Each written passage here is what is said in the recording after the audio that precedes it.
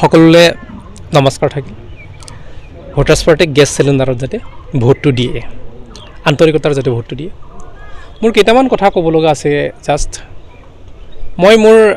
আদহীয়া যিমানখিনি ব্যক্তি আছে ভোটাৰ আছে সকলোকে আহ্বান জনাওঁ আপোনালোকৰ ওচৰত যদি মা দেউতা জীয়াই আছে তেনেহ'লে নিশ্চিত ৰূপত জীয়াই থাকোঁতেই শ্ৰদ্ধা কৰক মৰাৰ পিছত নাপায় কাৰণ মই পিতৃশোকত কান্দো এই কথাটো মই আহ্বান জনালোঁ দ্বিতীয় কথাটো হৈছে মই অভিভাৱকসকলে মোৰ এটা আহ্বান আছে আপোনালোকে নিজৰ ল'ৰা ছোৱালীক জানি বুজি কিছুমান ৰাজনৈতিক দলত নপঠিয়াব সেই ৰাজনৈতিক দলবিলাকে আপোনালোকৰ ল'ৰা ছোৱালীক জুৱাৰী মদাহী ভঙাৰু কৰি দিব আৰু উগ্ৰমূৰ্তি ধাৰক হিচাপে বনাই দিব যে সৃষ্টিশীল ক্ৰিয়েটিভিটি এওঁলোকৰ নাথাকিব গতিকে জিন্দাবাদ মুৰ্দাবাদ ধ্বনিত এওঁলোক বিলীন হৈ যাব পাৰে নপঠিয়াব মোৰ নৱপ্ৰজন্মলৈ এটা আহ্বান আছে নতুন প্ৰজন্মই শিক্ষা দীক্ষাত বেছি জ্ঞান দিয়ক অধ্যয়নত জ্ঞান দিয়ক অধ্যয়নহীন হ'লে জাতিটো টিকি থাকিব যদি আপোনালোকে অধ্যয়নহীন নোহোৱাকৈ যদি জিন্দাবাদ মুৰ্দাবাদ কৰি থাকে কা বলবৎ আইন হৈছে আইনটোতো বলবৎ হৈছে তেনেকুৱা ক্ষেত্ৰত বেলেগ জেগাৰ পৰা বেলেগ মানুহ আহি পেলাই এওঁলোক অধ্যয়ন হৈ পেলাই আমাৰ যিখিনি সাংবিধানিক পদবিলাক যেতিয়া কুক্ষিগত কৰিব তেনেহ'লে অসমীয়া জাতীয় ঐতিহ্য শেষ হ'ব তো সেইকাৰণে মই এটা কথাই আহ্বান জনাওঁ দৰং ওদালগুৰি সমষ্টিটোৰ যিখিনি এটা বৃহত্তৰ অঞ্চল ইয়াত শিক্ষানুষ্ঠানৰ অভাৱ আছে উচ্চ শিক্ষাৰ প্ৰতিষ্ঠান নাই আৰু ইয়াতে প্ৰয়োজনীয় যিখিনি আমাৰ চিকিৎসাৰ অভাৱ আছে এইখিনি আমি দেখিছোঁ আৰু দৰং লোকসভা যিটো দৰঙীয়াল যিখিনি লোক সংস্কৃতি আজিৰ মাৰ যোৱাৰ উপক্ৰম ঘটিছে এইবিলাকৰ ওপৰত অকণমান গুৰুত্ব দিয়াৰ প্ৰয়োজন আছে গতিকে এইখিনি আহ্বান মোৰ ফালৰ পৰা থাকিল আৰু এটা আহ্বান থাকিল যে কংগ্ৰেছৰ বিজেপিৰ UPPLৰ BPFৰ যিমানখিনি কেণ্ডিডেট আছে এওঁলোকৰ আহ্বান থাকিল যাৰ ভোটৰ বিনিময়ত আপোনালোকে আজীৱন পেঞ্চন ভাত্ৰা পাই আছা অন্তত ভোটাৰৰ সাংবিধানিক প্ৰাপ্যৰ বিপৰীতে আপোনালোকে খাৰা নহ'লে বেছি ভাল হয় যদি খাৰা হৈছে আপোনালোকে সাংবিধানিকভাৱে তেনেহ'লে সাংবিধানিক ভোটাৰৰ প্ৰাপ্যৰ ওপৰত মাত মাতিলে নিশ্চয় সমাজখন ভাল হ'ব বুলি আশাবাদী মোৰ ইমানখিনি আছে আহ্বান আছে এইখিনি যাতে আপোনালোকে ধুনীয়াকৈ যাতে সমাজখনৰ উন্নয়নৰ স্বাৰ্থত ডেভেলপমেণ্টৰ স্বাৰ্থত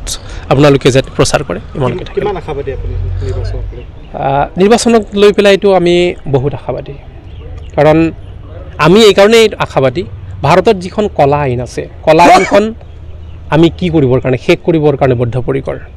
আপোনালোক জানে ভাৰতবৰ্ষত 105জন মানুহে জীয়াই থকাৰ ব্যৱস্থা আছে সাংবিধানিকভাৱে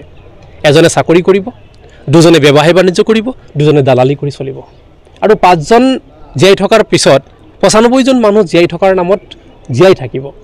সেই কলা আইনখন শেষ কৰিবৰ কাৰণে আমি ওলাই আহিছোঁ যেতিয়া নেকি আমি সম্পূৰ্ণৰূপে 100% আশাবাদী আমি আস্থা আৰু বিশ্বাস ৰাখোঁ অনাগত দিনত নৱপ্ৰজন্মই জীয়াই থাকিব পৰাকৈ নতুন আশা নতুন ভাষা নতুন পৰিভাষাৰে এখন আৰ্থিক ভাৰত সৃষ্টি হ'ব বুলি আমি আশাবাদী কিমান ভোটত জয়ী হ'ব বুলি বিচাৰে সংখ্যাৰ খেলালৈ আমি নাযাওঁ নিৰ্বাচন সংখ্যাৰ খেলা নহয় কিন্তু নিৰ্বাচনক সংখ্যাৰ খেলালৈ নি পেলাইহে বেয়া হৈছে গতিকে আমি সমাজ আৰু ৰাজনীতি সুধাৰক হিচাপে সংখ্যাৰ খেলাৰ ওপৰত ডিপেণ্ড নকৰোঁ আমি যিখিনি কষ্ট আৰু শ্ৰমেৰে সংগ্ৰাম অব্যাহত ৰাখিছোঁ আমাৰ সংগ্ৰাম অব্যাহত থাকিব সেইদিনালৈকে দেশখন যেতিয়ালৈকে অৰ্থনৈতিক গণতন্ত্ৰলৈ পৰ্যবেক্ষণ নহয় কিমানটা সমষ্টিত আপোনালোকে সেই প্ৰাৰ্থী দিছে আৰু কিমানটা সমষ্টিত আপোনালোকে জয়ী হ'ব বুলি ভাবিছে আমাৰ প্ৰাৰ্থী 9টা সমষ্টিত আছে লখিমপুৰ শোণিতপুৰ ওদালগুৰি কাজিৰঙা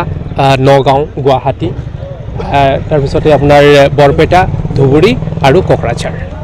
গতিকে আমি ভাবোঁ জয় পৰাজয়টো আমি এতিয়া নকওঁ কাৰণ সেইটো হৈছে পাব্লিকৰ হাতত আছে ভোটাৰৰ হাতত আছে জয় পৰাজয়টো যদি আমাৰ হাতত থকা হ'লে আমি কৈ দিব পাৰিলোহেঁতেন বিজেপিৰ নিচিনা অহংকাৰ নকৰোঁ দম্ভ নকৰোঁ আমি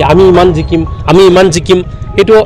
আমি ইমান জিকিম বুলি কোৱাৰ মতলবটো হৈছে ভোটাৰসকলক নালিফাই কৰা আৰু নেগলিজেঞ্চি কৰা হয় গতিকে ভোটাৰৰ হাতত ক্ষমতা আছে নিৰ্বাচন আয়োগৰ হাতত ক্ষমতা আছে এই ক্ষমতাক আমি অপব্যৱহাৰ কৰি নকওঁ যে আমি জিকিম বুলি দম্ভালি নামাৰোঁ মূল প্ৰতিদ্বন্দ্বী কোন হ'ব মূল প্ৰতিদ্বন্দ্বী ইয়াত এটা দুটা কথা হ'ল যে ভোটাৰ পাৰ্টি আৰু নেতা পাৰ্টি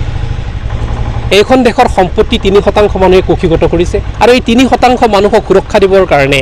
সুখী কৰিবৰ কাৰণে কংগ্ৰেছ বিজেপিকে প্ৰমুখ কৰি আঞ্চলিক দলবিলাকেও লাগি আছে কিন্তু সেই নিপীড়িত মানুহবিলাকক উদ্ধাৰৰ চেষ্টা কোনেও কৰা নাই গতিকে প্ৰতিদ্বন্দ্বী কোন হ'ব নকওঁ প্ৰতিদ্বন্দ্বী ভোটাৰ আৰু নেতাৰ মাজত তামাম হ'ব মেইন ইছ্যু এইটোৱেই নাগৰিক ভাত্ৰা প্ৰথম পৰ্যায় হ'ব যেতিয়া আপোনাৰ জেপলৈ টকা আহিব চেহেৰাত গ্ল' আহিব মানুহৰ